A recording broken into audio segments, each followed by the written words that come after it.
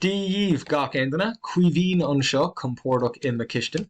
Agor an seo bemidig fecint ar an spéir agor mína hauna. Is é ansaoin inis tar éis ihe hauna tá mína hauna agus tar éis mína hauna tá nullag. Tá mídig brúisteach gotí géire agus ó héh anamnacha den mí tá míad é géire hana féin tar éis man fór agus deire fór, well tar éis deire an fór tá tú i ngéire. Ní bemid ag caint mé ar na fibanna sé zórachta agor an seo bemidig díirúisteach ar an spéir. Agus bemid ábalta fécinn ar an spéir go bra lua is títhe hart ar hochta clog an seo fiú ag lethirtrééis is seacht timp le hair in beg sé doracha ag an am seo.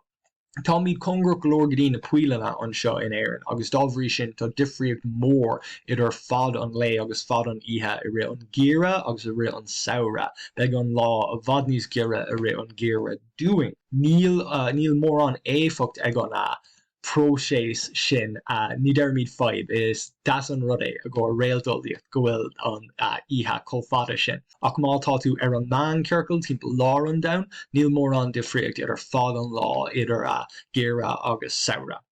Tá míid fécinn an seo ar na planéidí Sahmna agus Jupiter na gá planéidí is mó fós thuas fós le heiscint agóir an mí seo Jupiter. Tá Jupiter díreach tar éis dul thar an puinte ina bhfuil Jupiter an green agus an down i lína díreach. Nóir tá Jupiter díreach té feared an down, tá sé cosúla gealach lán. Tá Jupiter anna congrach doing agus tá lán solas leiscint. Dábhrí sin be Jupiter anna geal. Fós le ag cúpla seachtain in nuas. Níl Jupiter ag bog a rótapa, nóir tá Jupiter ag trasnú an spéir tá mór an den éfacht sin an down ag boga. Ag fécinn díreach chuas i lár idir Jupiter agus Saturn, tá cearn óg Pegasus le heiscint an capal a bhfuil ina etalt. Is réaltlach é seo nó réaltachas ní réalt bhuiin atá ann. Tá Pegasus an capal mór an capal a bhfuil ábalta etalt, sin an réalt bhuiin é féin, ach an cearn óg is réaltlacha atá ann. So tám tar éis show a chuthúas ar an sih YouTube seo ag caint mé le réalt bhuiin agus réaltacha constellations agus asterisms tá seans a go fécinn siar ar na video seo más mín leat.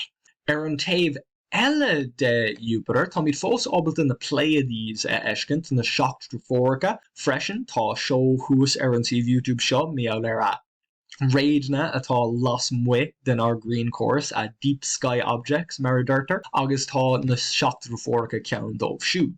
Tá Jupiter thar an puinte ina bhfuil Jupiter díreach i lína le an green agus an down, ach tá an planéad Uranus díreach isteach an sin ag teacht thuas go dtí an puinte an ór cothramocht díreach i lína le an down agus an green. So sin é Uranus éidir an Pleiades agus Jupiter. Tá míad tar éis fearisteach ar Uranus san seo eile atá curtha agam agóir an mí seo an seo as béirla, ní bheoh sé forráilta muna fearan míad isteach as go bhfuil go freisin. Agus ag fearan isteach le anamnach cosúla Oberon agus Titania, ní anamnacha seangréagach iad siúd. Is anam seangréagach nó ladanach Uranus, ach anamnacha cosúla Juliet agus Portia tagann siad ó Shakespeare. So tá na gealach na gealaí atá ag dul timpeall ar Uranus anamnacha tar éis charactéirí ó scéalan a béirla go mór scéalan a Shakespeare. So tá cúpla charactéirí anna cáúil hús an sin timpeall ar Uranus. Beg rud éigean crutha agam in áméigean meabhlar Uranus agus na planéidí ina éonar gan bach le áit san spéir nó chuna sa fecinn siad ón down. Brúmíad a raibh beánaí níos mó mar go bhfuil rud éigean eile simúil ag tarlúint ag an am seo den bhliain. Díreach thar Venus an seo tá an réalt bhuiin Leo an lón. Chuir mé suas an lína chun é dhéanamh níos éasca le heiscint. Tá Venus sios an seo i Virgo, Venus agus Virgo sin éasca le chríomhnú beag tuabaltéis sin a cumad de intin Venus agus Virgo na gá bhís. Venus Virgo agus Wardrús níl mór an eile le bhí i Gaelga. Thuas an seo tá Leo an lón agus beg Dreigechith nó Kit Dreige.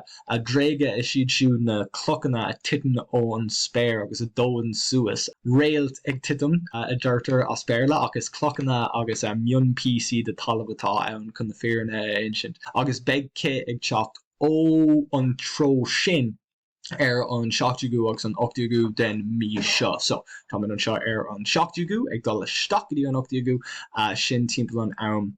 Yeah, sin timpeall an am ina beg na dréige le eiscint ag teacht ó Leo. So na dréige atá gan ó Leo Leonid na Leonids arthú an Dreigechith Leonids. Chias an seo is stellarium tá míad ábalta athrún mé dréige ó míad ábalta eiscint agus tá tú ábalta tilla dréige a chur san spéir. So bhí seo I 960 an sin 9 tá. So blian amháin 960 bhí an méid seo dréige ag titim ón spéir.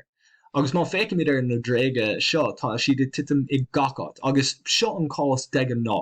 Nóir tá an dain ag etal tríd spás tá mion PC cloch ag titaisteach in our down haringt agus ag dósú san spéir ag gacát. Le cé atá ag buint le réalmhaoin amháin. Má tá coméid tar éis dul tríd an spéir agus mion PC a dágant in é fear é féin. Beg na cuid is mó den a dréige ag teacht ó an puinte ina bhfuil an dain ag taistil. Beg an dain ag taistil sais amach san spás an tro sin nóir tá míad ag dul timpeall an green ag an am seo den blian agus dábhrí sin be míad ábalta na dréige a eiscint ag teacht ó an puinte sin. Má fear míad amach ag dréige amháin, so sin ceap. Nóir tá an dréige ag etalt amach, má tósan tú siar ó bar an dréige tríd arbal haar náiscidí an áit ina saisa a tuigh sé. Lena kit atá gan ó réalmhaoin éigent tá na dréige chun teacht ó an tro sin. Fiú má pléis gan siad ar an taobh eile an spéir, má taringíonn tú an arbal siar tuigh tú haar náiscidí an réalmhaoin ceart. Degan áit a thart ar de dréige an óir ag dul tríd ar spéir ar réon nós tá si dacarí de eiscint má tá tú isteach san carr beg do roiir go bhfad níos fearr má tá tú amach faoin tua. So seo ráta Leonid anna ár ráta dochreta. Seo chuna sa feiceadh sé a rip san carr brúmíad amach faoin tua chun an roiir chéanamh beánaí níos fearr. Well, deir an beánaí. A bhfad níos fearr. Agus téimid haar náiscidí sais lár. Oh, lár an ihe seachas lár an lé agus be cógamíoh cúpla dréige ann sin é. So sin cúpla dréige ag etal tríd an spéir. So sin ráta sais dochreta. Sin a lá an dréige ag teacht tríd an spéir. Agus tuigim deirm go bhfuil a lán ag teacht tríd an spéir, you know, ní lech cúpla le eiscint ach sin a lán gur gná ihe, sin a bhfad níos mó ná mar fecinn tú de gná. Níl siad ag fannacht cé go fada is a bearlam tá sé dacarí de eiscint ach tá lán cí ann. Tá sé bhfad níos éasca cúpla cín a eiscint má tá tú ábalta an spéir go léir a eiscint de gná níl míad ábalta é sin a dhéanamh níl arsúlanna an croch ceart. Tá Uranus le eiscint idir Jupiter agus na Pleiades, tá Jupiter, Venus agus Saturn chuas ag an am seo den blian le heiscint agus freisin hartar ihe an seachtaigú nó an ochtaigú bemíad ábalta cúpla dréige a eiscint tríd an spéir. Well, ba cógamíoch míad ábalta cúpla dréige a eiscint san spéir. Níl mór an cuid is mó than you know, níl de gach or an mór mátá spéir cum mór leis seo agat. Gidí an céad or eile céaling me sibaríis.